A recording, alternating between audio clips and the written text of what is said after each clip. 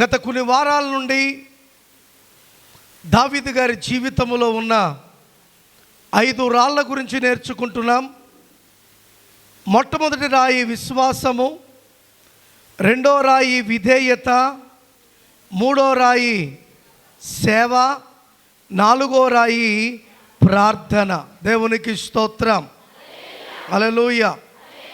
దావీదు ప్రార్థన దేనికి వాడాడో, ఎందుకు వాడాడో, దేని కొరకు వాడాడో పోయిన వారము పరిశుద్ధాత్మ దేవుడు నీతో నాతో మాట్లాడి ఉన్నాడు. దేవునికి స్తోత్రం, hallelujah. Prayer is the only thing that we can speak with God. దేవునితో మాట్లాడాలి అంటే ఒక ప్రార్థన ద్వారానే నీవు నేను దేవునితో మాట్లాడగలుగుతాం. గుర్తుపెట్టుకోండి, అవునా కదా? Prayer is the thing. వ్యక్తితో మాట్లాడాలి, దూరం ఉన్న వ్యక్తితో. అంటే మనకేం కావాలి? ఫోన్ కావాలి. ఏం కావాలి?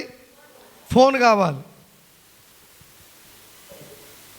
మరి దేవునితో మాట్లాడాలంటే ఇవేమి లేనప్పుడు ఉత్తరాలు రాసుకునేవారు. పాతవారికి మీ అందరికి తెలుస్తూ ఉంటుంది. ఏం రాసుకునేవారు? ఇంకా ఎమర్జెన్సీ అయితే టెలిగ్రామ్ అని ఉండేది. టెలిగ్రామ్ వచ్చిందంటే ఎవరో ఏదో ఆపదలో ఉన్నారని లెక్క. లేకపోతే శుభక్షేమాలు తెలుసుకోవడానికి ఏం చేసేవారు? ఉత్తరాలు. ఫస్ట్ కార్డులు వచ్చాయి, ఇంగ్లాండ్ కార్డ్స్ అంటారు దాన్ని. ఆ తర్వాత మళ్ళీ అతికించుకునే పెద్ద పేపర్ వచ్చింది. ఇప్పుడు వాటెవ్వటిని కూడా మనమేమో ఉపయోగించట్లేదు. కారణం, మన చేతిలోకి సమస్తము వచ్చింది. ఉత్తరానికి కొంత టైం పడుతుందేమో, ఈమెయిల్ చేస్తే అలా అందిపోతుంది. అక్కడ వాట్సాప్ చేస్తే అలా మనిషితో మాట్లాడినట్టే ఉంటుంది. ఇవన్నీ ఎన్ని కనిపెట్టినా, ఎన్ని పరికరాలు ఉన్నా ఇవి కేవలము మనుషులతో మాట్లాడడానికి మాత్రమే. మరి దేవునితో మాట్లాడాలంటే చెప్పండి, దేవునితో మాట్లాడాలంటే ప్రార్థన. ఎప్పుడు ప్రార్థన? 24 గంటలు ప్రార్థన, అనుక్షణము ప్రార్థన, అనునిత్యము ప్రార్థన. అందుకే దావీదు ఎరిగి ఆ ప్రార్థనను విడిచిపెట్టకుండా తన జీవిత కాలమంతా ఆ ప్రార్థనతో కొనసాగడానికి దేవుడు కృపనిచ్చాడు దావీదుకు. అందుకే మీకు చెప్పాను, 3 విషయాలలో దావీదు ప్రార్థన ఉపయోగించాడు. నెంబర్ 1, దేవుని చిత్తమును కనుగొనుటకు, నెరవేర్చుటకు కాదు. ఏంటి? దేవుని చిత్తమును కనుగొనుటకు. నెంబర్ 2, తన వ్యక్తిగత పాపములను దేవుని దగ్గర ఒప్పుకుని వాటిని క్షమించుకొనుటకు. మూడోది, జీవిత కాలమెల్లా ఆ ప్రార్థన నాతో ఉండుటకు ప్రార్థన ఆయన ఉపయోగించాడు. దేవునికి స్తోత్రం, హల్లెలూయా. అందుకే ఇప్పుడు ఎవరైనా బాధల్లో, కష్టాల్లో, శ్రమల్లో ఉంటే మీరేమనాలా? దేవునికి ఫోన్ చేయనాలా. దేవునికి స్తోత్రం, హల్లెలూయా. దేవునికి ఫోన్ చేయనాలా. ఇప్పుడు ఫోన్ ఎత్తగానే ఫోన్ వెళ్ళిపోతే వెళ్ళదు. ఫోన్ తెరవాలా, లాకు తెరుచుకోవాలా, నెంబరు బుడకాలా, నెంబర్ ఉంటే నెంబరు కొట్టాలా. అప్పుడు అది ఎక్కడేమవుతుంది? అలాగే నువ్వు ప్రభు దగ్గరికి వచ్చి నీవు అన్నిటినీ విడిచిపెట్టుకుని నీవు సమర్పించుకుని మోకాళ్ళ మీద ఉండి దేవునికి నువ్వు మొరపెడితే నీ కాలు సరాసరిగా దేవుని యొద్దకు చేర్చబడుతూ ఉంది. దేవునికి స్తోత్రం కలుగును గాక, హల్లెలూయా. ఇవేమి చేయకుండా వ్యక్తి నాతో మాట్లాడాలి, వ్యక్తి దగ్గర నుంచి నాకు జవాబు రావాలంటే అది ఏమాత్రము కూడా జరగదు. గుర్తుపెట్టుకోండి, అర్థమవుతుందా? కనుక ప్రార్థనే దేవునితో మనము మాట్లాడగలిగిన గొప్ప పరికరము. Hallelujah. No prayer, God will not speak with you. ప్రార్థన లేదా దేవుడు నీతో మాట్లాడాడు. చాలామంది ప్రార్థనల గురించి లెక్చర్లు ఇస్తారు, కానీ వారి వ్యక్తిగత జీవితంలో ప్రార్థన అనుభవాలు ఉండవు. ఎవరికైనా బాగాలేకపోతే ప్రార్థన చేసుకో అని చెప్తారు, కానీ ప్రార్థన ఎలా చెయ్యాలో నువ్వు నేర్పించలేవు. ఎప్పుడు నేర్పించగలుగుతావు? దాన్ని నువ్వు చేసినప్పుడు, దాన్ని నీవు రుచి చూచినప్పుడు, దానిలో నీవు కొనసాగుతున్నప్పుడు, దాని శక్తిని నీవు అనుభవించినప్పుడే ఆ ప్రార్థనలో ఉన్న శక్తి ఏంటో నువ్వు ఇతరులకు చెప్పగలుగుతావు. అందుకే చాలామంది వారి జీవితంలో నుండి జారి పడిపోవడానికి గల కారణం ప్రార్థన లేకపోవడమే. పాడుతున్నావు, చర్చికి వస్తున్నావు, కానుకలు ఇస్తున్నావు, నిన్ను నీవు ప్రజెంట్ చేసుకుంటున్నావు, కానీ ప్రార్థన అప్పుడు దేవుడు దాన్ని స్వీకరిస్తాడా? చెప్పండి. యాకోబుకు రాత్రి కాలంలో దర్శనం వచ్చిందంటే కారణం ప్రయాసపడి ప్రయాణము చేస్తూ అలసిపోయి, ప్రభా ఇంతవరకు నడిపించావు, నీకు వందనాలు, ఇక ముందు నడపవలసిన వాడవు నీవే అని అలా పడుకున్నాడు. అక్కడే దేవుడు దర్శించాడు. దర్శించిన ఆ స్థలానికి యాకోబు అన్నాడు, నిశ్చయముగా దేవుడు ఈ స్థలములో ఉన్నాడు గనుక దీనికి బేతేలు అని పేరు పెట్టుచు ఉన్నాను. దేవునికి స్తోత్రం, హల్లెలూయా. ఈరోజు నువ్వు ఊర్లు దాటిపోవాల్సిన పని లేదు.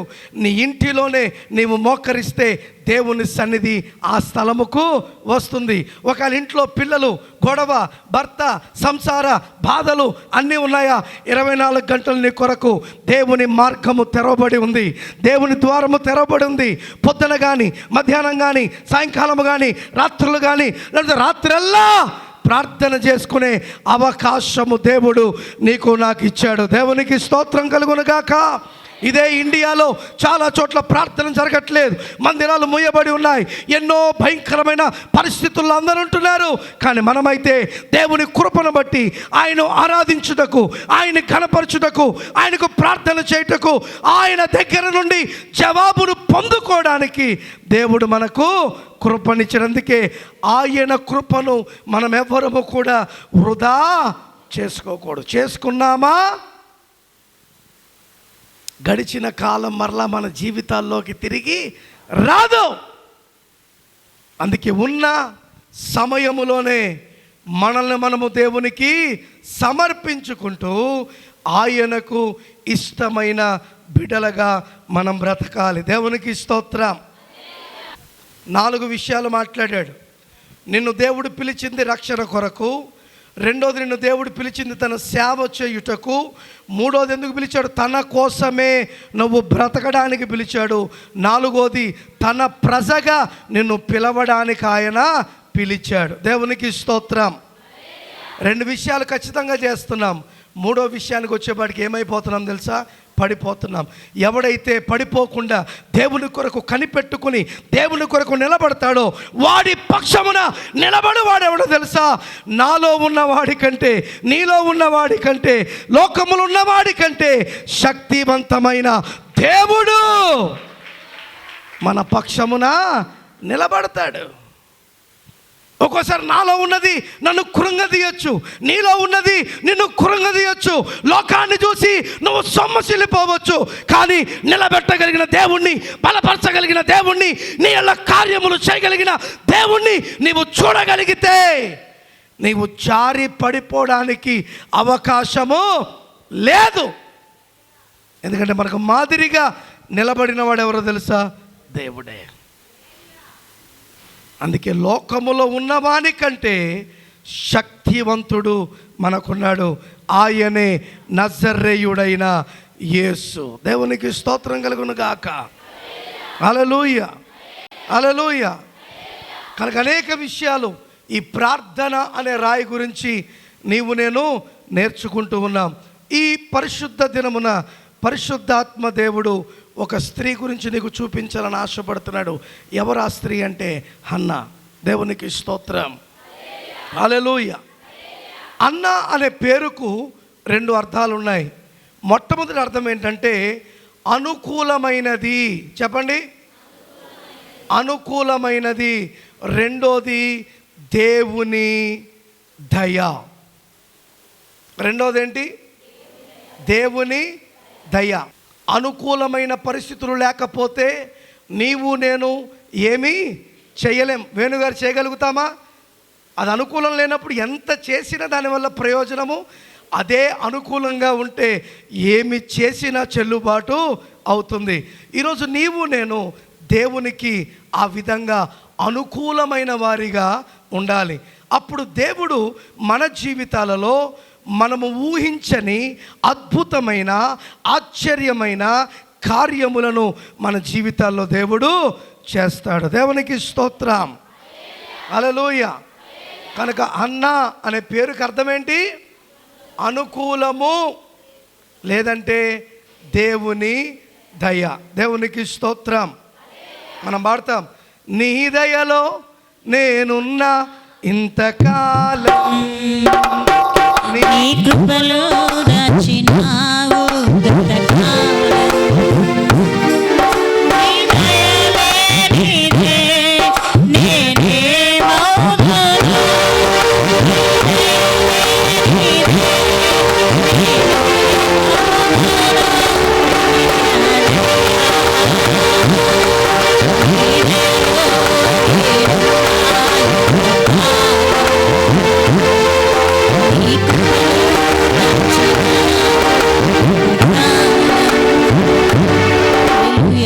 ఎందుకు అన్న ప్రాముఖ్యురాలుగా బైబిల్లో కనబడుతుంది. కారణం ఏంటి అని మనం ఆలోచిస్తే, అన్నకు పెళ్ళైన చాలా రోజులకు కానీ గర్భము తెరవబడలేదు. చెప్పండి, గర్భము తెరవబడలేదు. అనేక ప్రయత్నాలు చేసింది, అనేక విధానాలుగా ప్రయత్నాలు చేసిన తన గర్భము ఫలించలేదు. చాలామంది ఈరోజు ఎట తయారయ్యారంటే, పెళ్ళయ్యే 1 సంవత్సరం 2 సంవత్సరాల లోపల కోడలు గర్భవతి కాకపోతే ఈ అత్త ఏమంటుందో తెలుసా? ఇదే ఆఖరి సంవత్సరం నీకు, ఈ సంవత్సరం కల్లా పిల్లలు కనలేదనుకో, వచ్చే సంవత్సరానికి నా కొడుక్కి ఈ పనికి మళ్ళీ ఏం చేయాలా? ఈ పనికి మళ్ళీ అత్త పిల్లలు కావట్లేదు కదా, రా తొందర పని చేసుకో, నువ్వు నేను ప్రార్థనకి వెళ్దాం, మోకరించి ప్రార్థన చేసుకుందాం, దేవుడు కార్యము చేస్తాడు అనే విశ్వాసం నమ్మకం ఈ అత్తకుందా? మళ్ళీ పైపెచ్చికి ఏమంటుంది? అందుకు కూతురు పోరు తట్టుకోలేక అత్తిట్టంటుంది, నా కూతురు సంసారం పోతుందేమో, యా డాక్టర్ దొరుకుతాడో సూదులు పొడిసే డాక్టరు, అది 30,000 అవ్వని, 40,000 అవ్వని, 50,000 అవ్వని సూదులు పొడిపించుకుందామంటున్నారు. నేను మాట చెప్తున్నా, అవన్నీ తాత్కాలికంగా నీకు తృప్తి కలిగించడానికే. అసలు పిల్లలు జరగవలసింది ఎలాగో తెలుసా? భార్యాభర్తల కలయిక. ఆ కలయిక మీద దేవుని ఆశీర్వాదం ఉంటేనే ఆ స్త్రీ గర్భము తెరవబడుతుంది. గుర్తుపెట్టుకోండి, 127వ కీర్తనను చదివితే, గర్భఫలము యెహోవా ఇచ్చు బహుమానం. వాడిచ్చే 30,000 సూది కాదు, వాడిచ్చే 5,000 సూది కాదు. అవి వేసుకుంటే నువ్వేమైపోతున్నావు? చేతకాని దానిలో పడిపోతున్నావు నువ్వు. ఈరోజు ఎందుకు ఈ మాట ఇంత ధైర్యంగా నేను చెప్పగలుగుతున్నానంటే, వైద్య శాస్త్రానికి అద్దము కాని కార్యము చేయగలిగిన వాడే నిజమైన వైద్యుడు. ఆయనే సర్వశక్తి కలిగిన దేవుడై ఉన్నాడు. దేవునికి స్తోత్రం కలుగునుగాక. హల్లెలూయా, హల్లెలూయా. మన ఊర్లో ఒక మాట అంటారు, పిల్లలు పుట్టని వారు కనుక కనబడితే ఏమంటారు? అది గొడ్డుదురా అంటారు. ఏమంటారు? ఈడు గొడ్డోడ్రా అని ఎవరిని అంటారా? చెప్పండి. నాకు తెలిసిన చాలామంది ఉన్నారు, ఫస్ట్ భార్యకు పిల్లలు కాలే, మళ్ళా ప్రేమించి పెళ్లి చేసుకున్నాడు, ఆమెకు పిల్లలు కాలే, మరి ఇప్పుడు గొడ్డోడా కాదా? మనం అట్ట అంటామా? వాడు మొగోడు. ఏంది ఏంటి? దేనికి మొగోడివిరా నువ్వు? ఈ రాయలసీమలో అదే, కూతురు పుడితే కాళ్ళ కింద వేసి తొక్కుతారు, కొడుకు పుడితే నెత్తి మీద ఎక్కించుకుంటారు. అందుకే వాడు పెద్దగా అయినాక బాగా పో అని ఏం చేస్తున్నాడు? తొక్కి పెట్టి చంపుతున్నాడు నిన్ను. అవునా కాదా? చెప్పండి. నేనంట, కూతురు కిరీటం పెట్టదు, కొడుకు కిరీటం పెట్టదు. బతికినంతకాలం చేసుకోవాలా, తినాలా, పోవాలి. ఎవరికో కానీ ఆ రుణం. తల్లిదండ్రుల మాటకు జవదాటకుండా, తల్లిదండ్రుల మాటకు విధేయులై చక్కగా చూసుకునేవారు చాలా కొంతమంది. ఎవరు వారు? దైవ ప్రీతిని కలిగిన వారు. దేవుడంటే భయము కలిగిన వారు. గుర్తుపెట్టుకోండి, వీళ్ళని ఏ కార్యక్రమానికి పిలుస్తారా? ఏ శుభకార్యం జరిగినా ఎందుకు పిలిచలేదంటే చెప్పండి, ఎందుకు?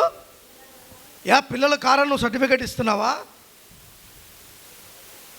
క్రైస్తవుల నిరీక్షణ అంటే తెలుసా? 90 సంవత్సరాలు వచ్చిన దేవుడు గర్భాన్ని తెరుస్తాడు. తెలుసా నీకు?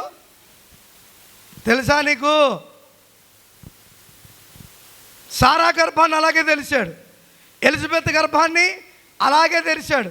అందుకే ఈ మోడర్న్ యుగంలో ఇటువంటివి జరగవని అనుకుంటున్నామేమో. 4-5 సంవత్సరాల కిందట గుంటూరులో ఒక ముసల జంటకు కవల పిల్లలు పుట్టారు. పేపర్కి వచ్చింది, వార్తల్లో వచ్చింది. ఇప్పుడు ఇది సాధ్యమైనప్పుడు అప్పుడు నా దేవుడు చేసినది కూడా సాధ్యమే. అర్థమవుతుందా? Don't under estimate God. దేవుని ఎప్పుడు కూడా అండర్ ఎస్టిమేట్ చేయొద్దు. ఏం చేస్తాడులే అని. ఆయన కార్యములు కంటికి కనబడవు, చెవికి వినబడవు, హృదయానికి అగోచరములుగా కార్యమును చేసే దేవుడు మన దేవుడు. దేవునికి స్తోత్రం కలుగును గాక. హల్లెలూయా. అర్థమవుతుంది? ఇప్పుడు ఆలోచించండి, ఈమెను ఏ కార్యక్రమానికి పిలవట్లేదు. ఈమెకు దుఃఖము తప్ప సంతోషమే లేదు. ఎన్నో ప్రయత్నాలు చేసినా ఎక్కడ సఫలము కాలేకపోతుంది. ఇంకా ఆఖరిని ఏం చేసిందంటే, హన్నా భర్త పేరు ఎల్కానా. ఏం పేరు? ఎల్కానా. ఇప్పుడు ఇట్ట పట్టుకుందంట. ఇట్ట పట్టుకుని, ఎల్కానా నాకు పిల్లల్ని ఇస్తావా ఇయ్యవా అని అడుగుతుందంట. ఎవరు? అన్న. అప్పుడు ఎల్కానా అన్నాడంట, నువ్వు నన్ను ఎట్ట పట్టుకున్నా పిల్లల్ని ఇచ్చేవాడను నేను కాను. పిల్లల్ని ఇచ్చేవాడు ఎవరు? దేవుడు. దేవునికి స్తోత్రం. హల్లెలూయా. భర్త కనుక ఇలా పట్టుకుంది, దేవుని దగ్గర పోయి ఇచ్చావా ఇవా అని పట్టుకుంటారు ఎవరన్నా? ఇప్పుడు ఏం చేసింది? సీన్ ఉల్టాయి, దేవుని పాదాలు పట్టుకుంటేనే నాకు కార్యము జరుగుతుంది అనుకుంది. హల్లెలూయా. ఫస్ట్ ఏం చేసింది? ఇస్తావా ఇవ్వవా?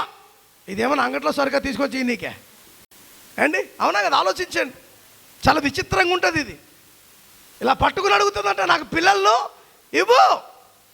ఎల్కానా అంటున్నాడు, పిల్లల్నిచ్చేవాడను నేను కాదు, దేవుడు. ఈ రహస్యము తెలుసుకుని ఏం చేసిందని తెలుసా అన్న?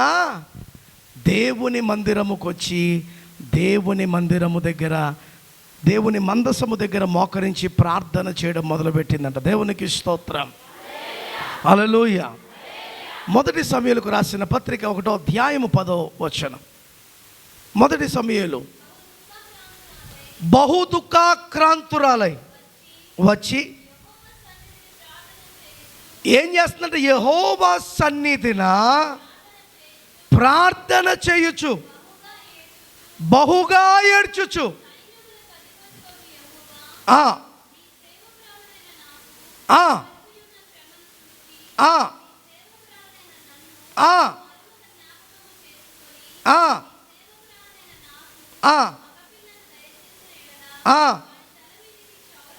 చాలు, ఇంకా అక్కడే ఉండండి. ఈమె ప్రార్థన చేస్తూ ఏమంటుంది చెప్పండి? గట్టిగా చెప్పాలా? ఇది మర్చిపోలేదా ఆమె? నీ సేవకురాలనైనా నన్ను. ఈరోజు ఎవరు మోకరించి ప్రార్థన చేసినా ఏమని చేయాలా? నీ కుమార్తెనైన నేను, నీ కుమారుడైనా నేను నీకు మొరపెట్టుచుండగా నాకు ఉత్తరమును నీవే ఇవ్వాలి. దేవునికి స్తోత్రం. హల్లెలూయా. బైబిల్లో ఇలా ఇద్దరు ప్రార్థన చేశారు. ఒకడు పరిసయ్యుడు, ఇంకోడు సుంకరి. పరిసయ్యుడు ఏమని ప్రార్థన చేస్తున్నాడు? వచ్చా నీ దగ్గరికి, నీకు ప్రార్థన చేస్తున్నా, నువ్వు నా ఎళ్ళ కార్యం చెయ్యి అన్నాడు. ఎవరితో బిల్డప్? దేవుని చాలామంది పాతంటే బిల్డప్ చేస్తారన్నమాట. మాకు టైం లేదు, టైము సంధి లేకుండా ఇంట్లో కూర్చోబెట్టాడనుకో, అప్పుడు మళ్ళీ దేవుడే దిక్కు అవుతాడు. అవునా కదా? అవునా? దేవుని దగ్గర రావడానికి ఏం చేస్తాం మనం? స్టైలు. జాగ్రత్త. వీడేమంటున్నాడు? ఎవడాడు? పరిచయుడు ఏమంటున్నాడు? నేను అది కొంతమంది వస్తారు, పాత్రకి ఎందుకు వస్తారు? చెప్పలు కొట్టరు, కళ్ళు మీరు, పాట పాడరు, వాక్యాన్ని వినరు, వచ్చారు కూర్చుంటారు, నలగనంగితో మళ్ళా వెళ్ళిపోయి అబ్బా నేనేదో ఊడబొడిచి వచ్చేసానని చెప్పి అంగి ఇడిచి పెడతా ఉంటారు. ఎందుకది? నువ్వు ప్రభు సన్నిధికి వచ్చినప్పుడు నిన్ను నీవు మర్చిపోయి నీ మీద నాట్యమాడుతున్న దేవుని ఆత్మ చేత నువ్వు నింపబడి ఆయనకు చప్పట్లు కొడుతూ పాటలు పాడుతూ ఆయన్ని ఆరాధిస్తూ ఉంటే పరలోకమే మన మధ్యకు దిగి వస్తుంది. దేవునికి స్తోత్రం. అందుకే భక్తున్నాడు, పరలోకమే నా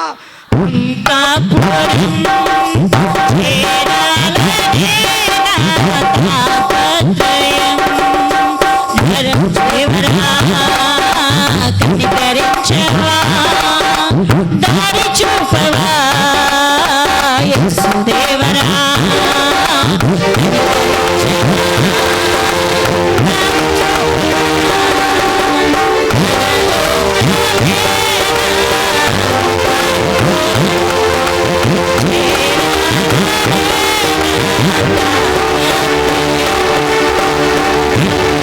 పరలోకానికి చేరక ముందు ఇక్కడ కనబడే పరలోకాన్ని నువ్వు అనుభవించాలి అంటే నువ్వు ఆత్మతో సత్యముతో ప్రభువును ఆరాధిస్తే ఆ పరలోకము మన మధ్యనే ఇక్కడ అలవాటు అవుతూ ఉంటే రేపొద్దున అక్కడికి వెళ్ళక ఏ భయము మనకు ఉండదు.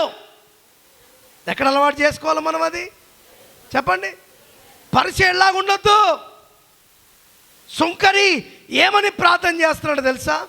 అయ్యా నేనేమై ఉన్నాను నీ దయ, నేనేమై ఉన్నాను నీ కృప, నేను ఇలా ఉన్నానంటే నువ్వు పెట్టిన భిక్షే, నన్ను కనికరించని ప్రార్థన చేస్తున్నాడు. అందుకే పాతకాల పాటలో సుంకరి ప్రార్థన నేర్పుమయా ప్రార్థన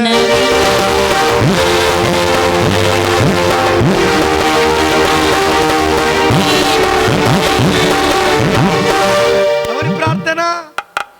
ఏ ప్రార్థన అది? తగ్గింపబడిన ప్రార్థన, దేవునినే హెచ్చిస్తున్న ప్రార్థన. ఈరోజు అన్న అటువంటి ప్రార్థన చేసింది. దేవుని పాదముల దగ్గరికి వచ్చి ఆ పాదములను పట్టుకొని చదవండి. దుఃఖాక్రాంతురాలై తనకున్న వేదన, తనకున్న బాధ, తనకున్న స్థితిని అంతటిని యేసు పాదముల దగ్గర పెట్టేసింది. దేవునికి స్తోత్రం. మరి జవాబు అందుకుందా లేదా? చెప్పాలా పురుషులు? జవాబు అందుకుందా లేదా? మరి మన ప్రార్థనకి ఎందుకు జవాబు అందట్లే? మన ప్రార్థనలో దమ్ము లేదు, మన ప్రార్థనలో నిష్ఠ లేదు, మన ప్రార్థనలో భయము లేదు. ఏదో చెయ్యాలంటే చేస్తున్నాం, ఏదో రావాలంటే వస్తున్నాం. నలుగురితో అనను, గుంపులో అనను. మనం చేసేది అదే. నలుగురితో అనను, గుంపులో వాళ్ళు పోతున్నారు, నేను పోతున్నా, వాళ్ళు ఇస్తున్నారు, వాళ్ళు చెప్పలు కొడుతున్నారు, నేను వాళ్ళు హల్లెలూయా అంటున్నారు, నేను. అర్థము కలిగి చెయ్యాలి. అర్థము లేకుండా చేస్తే అది నీ జీవితానికి ఏ ఆశీర్వాదమును కలుగ చెయ్యదు. ఎందుకు హల్లెలూయా చెప్తున్నావు? ఎందుకు పాట పాడుతున్నావు? ఎందుకు చప్పట్లు కొడుతున్నావు? ఎందుకు ప్రార్థిస్తున్నావు? దీనివల్ల మనం పొందుకోవాల్సింది ఏంటో నువ్వు ఎరిగి చేయగలిగితే పౌలు శీలలు పరలోకమును ఆ చెరసాలకు దింపినట్టుగా నీవు నేను కూడా ఈ లోకములోకి పరలోకాన్ని దింపగలుగుతాం. దేవునికి స్తోత్రం. హల్లెలూయా. నువ్వు నిష్టగా, భక్తిగా, మంచిగా కొనసాగుతున్న సమయంలో సాతాను నిన్ను దిగజార్చాలని, నిన్ను పోగొట్టాలని, నిన్ను రాకుండా చేయాలని ఎన్నో పన్నాంగాలు పడతా ఉంటుంది అది. కానీ మనం ఎవరుచ్చులో పడిపోతున్నాం? సాతానుచ్చులోనే పడుతున్నాం. ఏదన్నా జరగని, నాకు దేవుడు ముఖ్యం, దేవుడు తర్వాత ఏదైనా అని నువ్వు నిలబడ్డావా, నీకు రావలసింది, నీకు కావలసినది దేవుడే నీ కాళ్ళ దగ్గరికి పంపిస్తాడు. దేవునికి స్తోత్రం. హల్లెలూయా. సుంకరి చేయుచున్న ప్రార్థన దేవునికి ఇష్టమైంది. పరిసేడు చేస్తున్న ప్రార్థన దేవునికి. ఈరోజు మనమందరం ఏం చేస్తున్నాం? పరిసేడు చేసినట్టే ప్రార్థన చేస్తున్నాం. మనం మారాలి. ఎలా చేయాలి ప్రార్థన? ఎలా చేయాలి? సుంకరి ప్రార్థన చేసినట్టు చేయాలా? దావీదు అందుకే ఎరిగాడు బైబిల్లో, the best way to communicate God is prayer. దేవుడిని నేను కలుసుకోగలిగిన సమయం, దేవునితో నేను మాట్లాడగలిగిన సమయం, దేవుడు నాకు తిరిగి జవాబు ఇవ్వగలిగిన సమయం ఒక ప్రార్థన తప్ప ఏది లేదు.